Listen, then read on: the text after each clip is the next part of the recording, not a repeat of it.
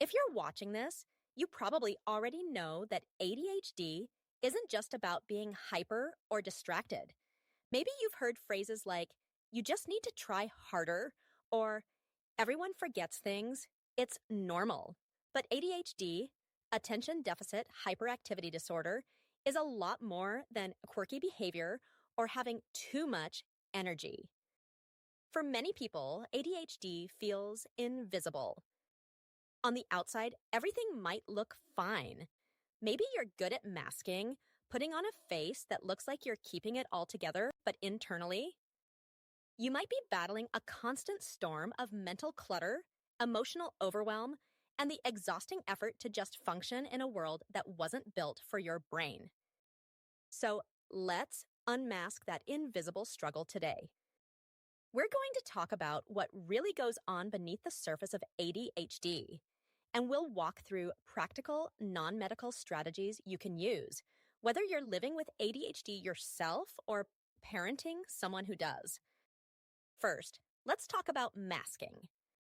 Masking is when someone with ADHD consciously or unconsciously hides their symptoms to fit in with what's considered normal. It's covering the fidgeting, forcing yourself to sit still in meetings when your body's screaming to move. It's writing to-do lists over and over because you're trying to look organized, even though those lists never actually get completed. It's pretending to have things under control just to avoid judgment. Masking might help in the short term, but it's exhausting.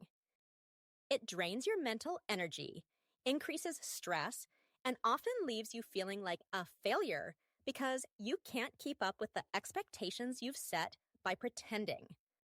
One of the first steps in managing ADHD well is recognizing the cost of masking and giving yourself permission to stop doing it all the time. But how do you do that when the world still expects you to conform? That's where strategies come in. Let's start with structure. Because ADHD brains thrive in structured environments, but struggle to create structure for themselves. That's not laziness. That's executive dysfunction. It's like having files and folders in your mind, but the filing cabinet is broken. So, instead of trying to force yourself into someone else's idea of organization, build systems that work for your brain. For example, traditional planners might not cut it. You might feel resistance even opening one.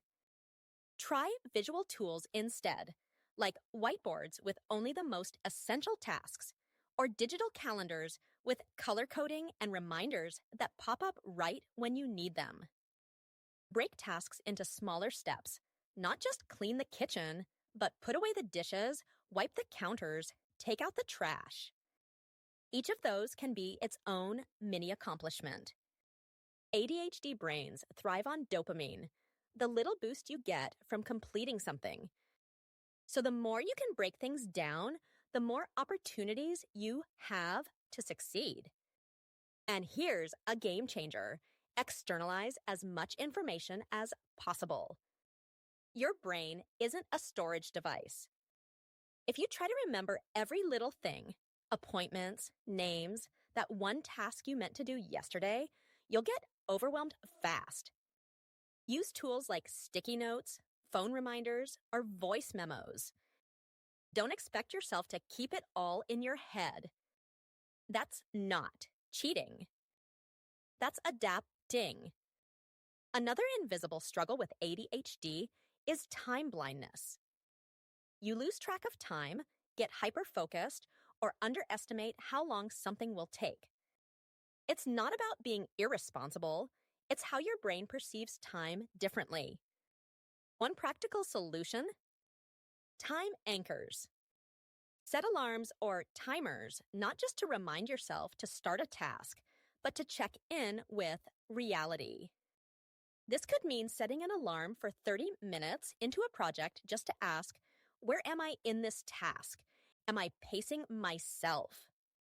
It creates moments for you to notice time passing, something neurotypical brains do naturally, but you might need to intentionally build in.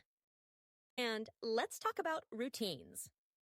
You've probably heard a million times that routines help ADHD, and they absolutely do. But here's the trick. It's not about creating the perfect routine. It's about creating simple, repeatable anchors in your day.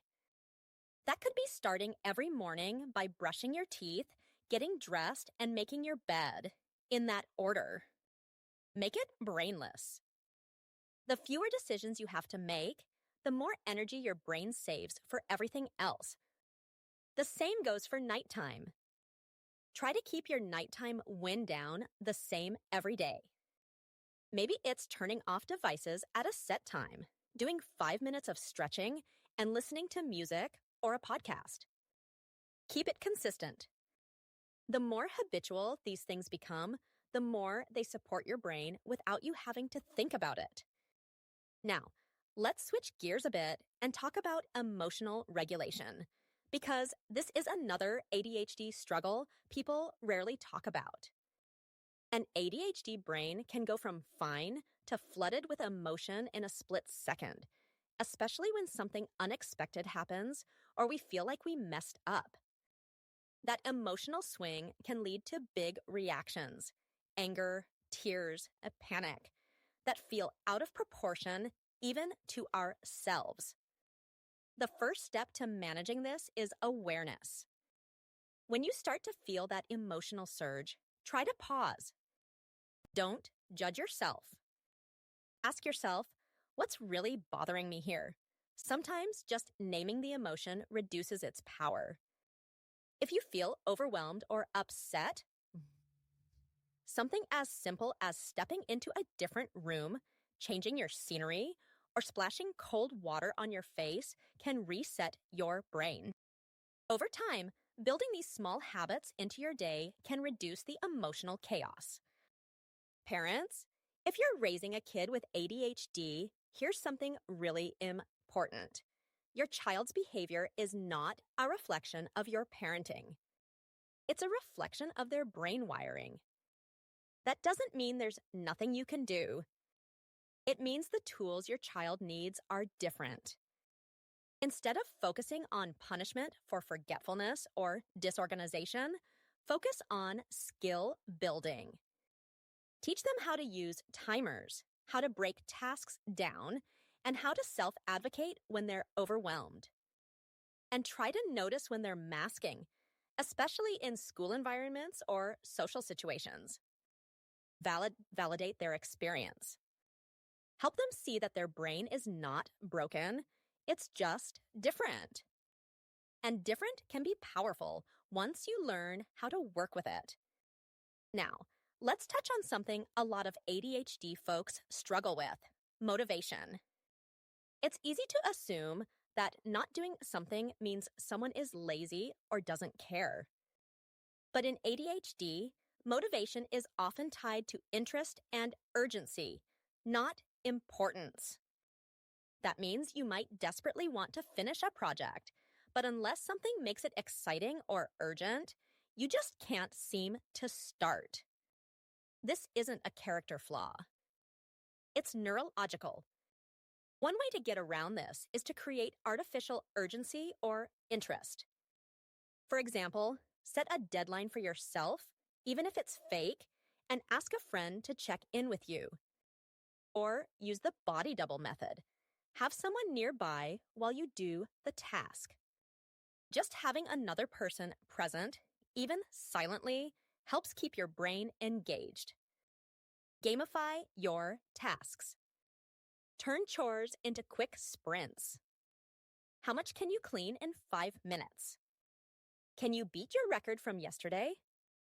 And most importantly, celebrate tiny wins. Every time you complete something, no matter how small, take a second to notice. Say it out loud, I did that. This reinforces the dopamine loop your brain thrives on. Let's break that down with a real-life example. Say you come home from work and your house is a disaster. Laundry's everywhere, dishes are piled high, and you just want to curl up under the covers. Instead of saying, I need to clean the whole place, try this. Ask yourself, what's the first visible action I can take that tells my brain I'm making progress? Maybe it's picking up one piece of laundry and throwing it in the hamper. That's it. Then pause. Acknowledge you did something. Then do the next thing. Cleaning the entire space might still take a while, but with this method, you're no longer stuck by overwhelm. You're moving forward in bite-sized ways that are ADHD friendly. Now, before we wrap up, let's cover one last, but incredibly important part of unmasking the invisible struggle: self-compassion. Living with ADHD means you've probably internalized a lot of guilt and shame. You might have years of being told you're lazy, careless, or not living up to your potential. That stuff doesn't just go away. It affects your self-esteem, how you view relationships, and how you handle failure. But here's what you need to know. Struggling doesn't make you a failure. Struggling means you need different tools. The more you understand how your brain works, the more you can stop blaming yourself. And when setbacks happen, because they will, remind yourself, this is part of my process, not a definition of my worth. If that's all you take from this video, it's enough to start healing. So what now? Start small. Choose one strategy from today and try it out for a week. Maybe it's setting a timer for tasks. Maybe it's creating a simple morning routine. Maybe it's putting sticky notes around the house to externalize your memory. Whatever you choose, make it sustainable. You're not trying to change overnight. You're learning how to live in alignment with your brain, not in resistance to it. And please remember, you are not alone. ADHD is invisible, yes. But when we talk about it, share strategies, and unmask the truth, it gets a little more visible and a whole lot more manageable. Thanks for being here. Keep showing up for yourself. Because living with ADHD isn't about fixing what's broken. It's about building a life that works for the way your mind truly functions. One intentional, supportive step at a time.